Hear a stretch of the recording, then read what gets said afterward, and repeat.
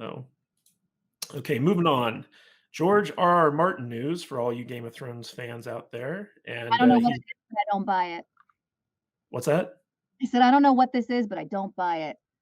Yeah, Well, notorious, I'm like, "This is what I'm doing." Not doing it.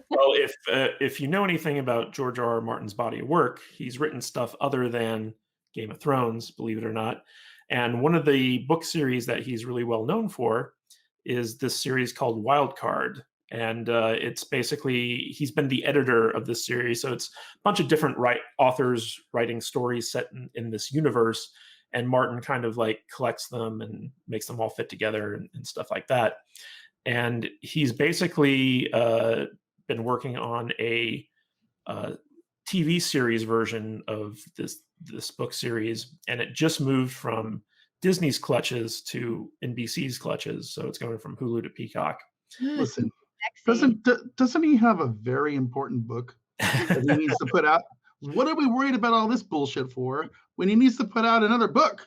I mean, this could easily It- be super Kate-ish from his fans. these, Well, these, Vader, you don't read, I don't so even read, but this infuriates me because I know I'm feeling bad for all you guys The that mu read books. the muse goes where the muse goes, Vader. yeah, I was one of those long-suffering Martin fans where I got into Game of Thrones when Storm of Swords came out, and back then he was putting out a book every 2 years, and then I had to wait 5 years for Feast for Crows, and then 6 years for Dance for Dragons, and now we've been waiting for over a decade for the Winds of Winter, and like I used to be like, oh, I got faith in George. I think he's going to finish this, and now I'm kind of more in the camp of like, yeah, we're never getting this I series done. Yeah, to be honest, I have all the books. I just haven't read them. I Yeah, bought them all. It's just they're sitting there. no, So you don't read. Vader, well, that's you're not entirely true, but for the most part, yeah. I You don't don't read even movies. Yeah, you don't even read movies. You can't even watch subtitles, let alone read I make comics. up my own subtitles as they go along. So, Makes for much better movies. so there was a George R.R. Martin TV show that came out not too long ago. It was called Night Flyers, and it was based off of a short story in a collection that he had. And I actually bought the series and watched it, and it was terrible. It was really bad. And the same people who created that series, I think it's UCP is what it says here in the article, is making this series, which is the Wildcards series. And it's basically the premise of it is that there's like this alien virus that kind of gets released on Earth back in the 1940s, and it alters the course of human history because the virus rewrites everyone's DNA, and the people who survive getting mutated, they're either horribly like disfigured, like they turn into like weird, like kind of like crazy looking people, or they get superpowers.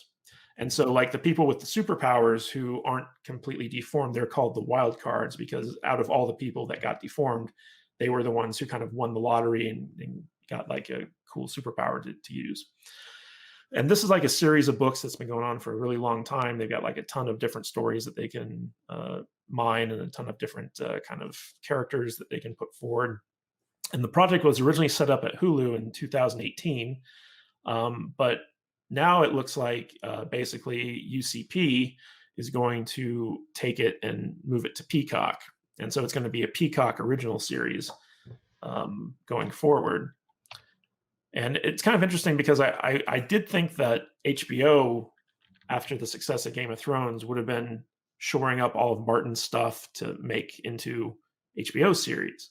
Hmm. But it appears like, other than Game of Thrones, they just don't have any interest in what Martin has to offer. And so he's taken this to other stuff. And I don't know if this is a big loss for Disney, but it's definitely something that I will want to check out on Peacock. What do you I guys think? I'm tired of Disney making everything. They rule enough of the planet as it is. Let's let some of the other studios do this kind of stuff. I agree. This sounds like something that's kind of in my wheelhouse, and I'll definitely check it out. I mean, I don't think I can sit here and comment on it a whole lot because I don't really know anything about it other than what you just read. So it's Well, all it is a superhero show, yeah. basically. I mean that's fine. I mean it's not your normal superhero show, that's for sure. So Yeah, it'll be fun. What do you think, Jude? I give it a okay. I mean, if it was created by George R.R. Martin, I'll probably be interested in it. It just, I mean, look how bad Game of Thrones 8 went. So, I mean, it could start off great and go nowhere. Well, But the question really becomes how involved is George in this? Like, is he Yeah. actually overseeing the right? Because he didn't actually write the Wildcards books either. He was the editor on them. So he was kind of like the Kevin Feige of this Mhm. Wildcard universe, as opposed to the guy who was actually crafting the plot lines and creating stuff and things of that nature, like he was with Game of Thrones. So it'll be interesting to see, you know, whether or not this show's any good. Because if Night Flyers is anything to be judged by, it's not going to be good. well, I feel like Martin is just like throwing out scraps to his fans. Like, I know you guys, I know what you really want. I don't have it, but how about this over here? Yeah. Just release the book already, and then we'll move on. It's that's all he's got to do. So So Tim Tringle asked, did he finish writing it before they start the show? So like I said, there are multiple books in the Wildcard series that are already out. He doesn't actually write these books; he just edits them, and it's like a collaboration from a bunch of other writers who write like short stories that get included in the books. So they're basically just a collection of short stories for each book that kind of focuses on like, okay, it's this decade, and this is the bad guy, and here's like the stuff that happens with these characters. So it's a little bit different from what you be exposed to from like a Game of Thrones novel. Uh, Carlson says George R. R. Martin is also collaborating with From Software for a game called Elden Ring. He's never finishing them books. got too much other stuff on his plate. Yeah, Priorities, man, priorities. I heard about that Elden Ring thing.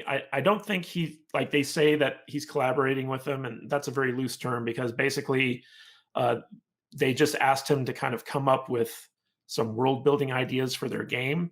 And so he scribbled out some notes, gave it to him, and they're like, George R. R. Martin is collaborating with Mhm. us. But it's really From Software that's just like going off and doing their thing with George's name attached. I don't think he's spending too much time on that game. Yeah, It's kind of like when I used to put Gene Roddenberry's name on crap, right? Yeah. It's like inspired by the mind that had something to do with Gene Roddenberry. This new show. Yeah, it's like, okay, cool. Inspired by the second cousin, mother's sister's brother's roommate, Gene Roddenberry. It's like, oh man, it must be good. It's gonna be just like Star Trek.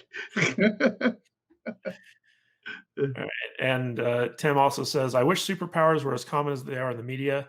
Man, went for a vaccine shot, and now I can fly. Yeah.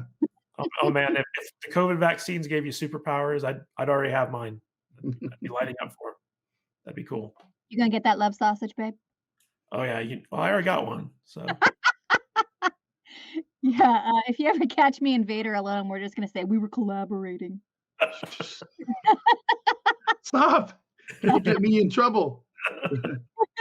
Who's collaborating?